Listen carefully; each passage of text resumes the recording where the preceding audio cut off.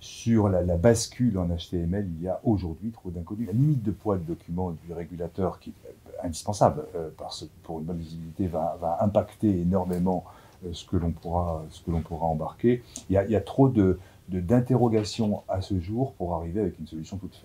Donc la seule chose, c'est qu'il faut se poser les bonnes questions. Aujourd'hui, le vrai sujet est comptable. Il est urgent d'attendre. Il est globalement urgent d'attendre, aussi bien sur le choix des outils que sur le choix d'une solution HTML. Vous avez aujourd'hui tout type d'acteurs, les agences, j'ai parlé tout à l'heure, les agences de com qui vont dire, écoutez, on va vous faire un blog avec votre document de référence, pourquoi pas, juste c'est n'importe quoi. Parce que ça va à l'encontre vraiment de la mise en place de l'ESF, qui est une mise en place améliorant la comparabilité. Donc évidemment, le modèle d'information doit être le plus comparable possible. Il ne faut surtout pas que les émetteurs partent dans une solution, ben c'est parfait, c'est un HTML, je vais faire ça comme un doc de com. Surtout pas. Parce que, on va, encore une fois, ça peut être très très bien fait, hein, c'est pas le sujet, mais simplement, c'est pas du tout ce que le lecteur attend. Ce sont des professionnels qui savent ce qu'ils cherchent, d'accord? C'est ce qu'on appelle les lecteurs érudits chez nous.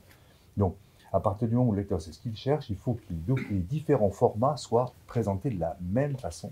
Parce qu'en page 83, il doit retrouver la même chose. Voilà pourquoi nous préconiserons qu'il y ait une pagination sur les fichiers HTML déposés à l'AMF. Même si, en théorie, les gens disent on ne pagine pas les HTML. Je pense que les sociétés ont passé beaucoup de temps, il y a eu beaucoup de réflexions sur effectivement les documents de référence, la pertinence, leur amélioration, etc. Donc ça, c'est des choses qui doivent rester. Donc moi, je suis assez d'accord avec Laurent. Il y a pas, on n'est pas dans un schéma disruptif où on se dit on met tout ce qu'on a fait depuis des années à la poubelle et réinventons tout, quoi. Il y a quand même déjà beaucoup de choses qui ont été faites qui sont très pertinentes. Je pense que le document de référence, c'était un outil qui était spécifiquement français, mais qui aujourd'hui, avec l'URD demain, devient européen, donc avec la possibilité aussi en Europe des sociétés de l'utiliser. Donc là, on ne sait pas encore effectivement dans les autres pays comment ça va prendre, etc. Mais il y a des questions à se poser. Après, il n'y a pas tout révolutionné aujourd'hui parce qu'il y a quand même aujourd'hui beaucoup de choses dans ce document de référence et les sociétés ont déjà quand même beaucoup pensé la manière dont il était fait, quoi. En tout cas, c'est pas la technologie qui va... Exactement. Le moteur de sa révolution, c'est le lectorat qui doit l'être.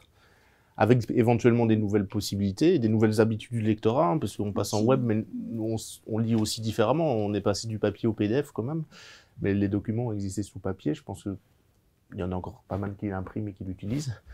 Mais dans d'autres utilisations, on est tout content de l'avoir sur son ordinateur.